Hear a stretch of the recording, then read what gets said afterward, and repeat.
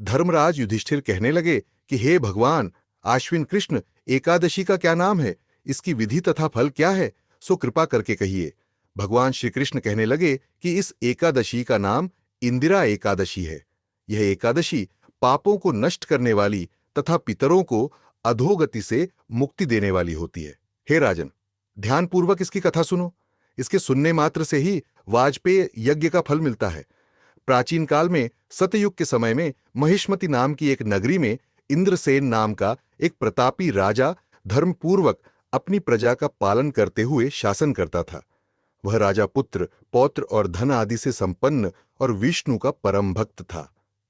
एक दिन जब राजा सुखपूर्वक अपनी सभा में बैठा था तो आकाश मार्ग से महर्षि नारद उतरकर उसकी सभा में आए।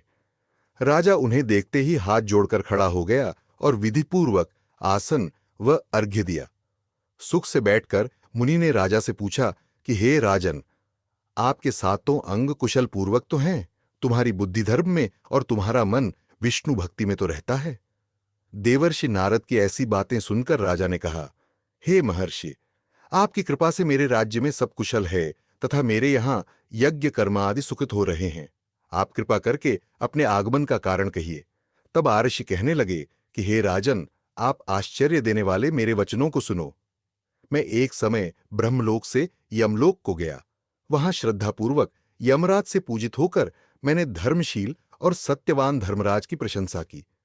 उसी यमराज की सभा में महान ज्ञानी और धर्मात्मा तुम्हारे पिता को एकादशी का व्रत भंग होने के कारण देखा। उन्होंने संदेशा दिया, सो मैं तुम्हें कहता हूं।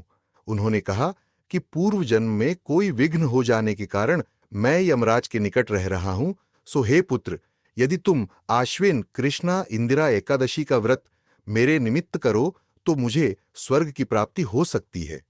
इतना सुनकर राजा कहने लगा कि हे महर्षि, आप इस व्रत की विधि मुझसे कहिए।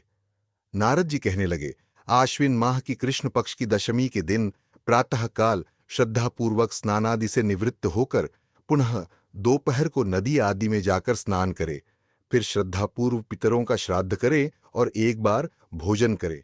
प्रातःकाल होने पर एकादशी के दिन दातून आदि करके स्नान करे, फिर व्रत के नियमों को भक्तिपूर्वक ग्रहण करता हुआ प्रतिज्ञा करे कि मैं आज संपूर्ण भोगों को त्याग कर निराहार एकादशी का व्रत करूंगा। हे अच्युत, हे पुंडरीकाक्ष, मैं आपकी शरण हूं, आप मेरी रक्षा कीजिए। इस प्रकार नियम पूर्वक शालिग्राम की मूर्ति के आगे विधिपूर्वक श्राद्ध करके योग्य ब्राह्मणों को फलाहार का भोजन कराए और दक्षिणा दे। पितरों के श्राद्ध से जो बच जाए उसको सूंघ कर गौ को दें तथा धूप, दीप, गंध, पुष्प, नैवेद्य आदि सब सामग्री से ऋषिकेश भगवान का पूजन करें। रात में भगवान के निकट जागरण करें। इसके पश्चात द्वादशी के दिन प्रातःकाल होने पर भगवान का पूजन करके ब्राह्मणों को भोजन कराए। भाई, बंधुओं, स्त्री और पुत्र सहित आप भी मौन होकर भोजन करें। नारद जी कहने लगे कि हे राजन, इस विधि से यदि तुम आलस्य रहित होकर इस एकादशी का व्रत करोगे तो तुम्हारे पिता अवश्य ही स्वर्गलोक को जाएंगे। इतना कहकर नारद जी अंतर्ध्यान हो गए। नारद जी के कथनानुसार राजा द्वारा अपने बांधवों तथा दासों सहित व्रत करने से आकाश से पुष्प वर्षा हुई और उस राजा का पिता गरुड़ पर चढ़कर विष्णु लोक को गया। राजा इंद्रसेन भी एकादशी के व्रत के प्रभाव से निष्कंटक राज्य करके अंत में अपने पुत्र को सिंहासन पर बैठाकर स्वर्गलोक को गया। हे युधिष्ठिर, यह इंदिरा एकादशी के व्रत का माहात्म्य मैंने तुमसे कहा। इसके पढ़ने और सुनने से मनुष्य सब पापों से छूट जाते हैं और सब प्रकार के भोगों को भोगकर बैकुंठ को प्राप्त होते हैं। इति शुभम।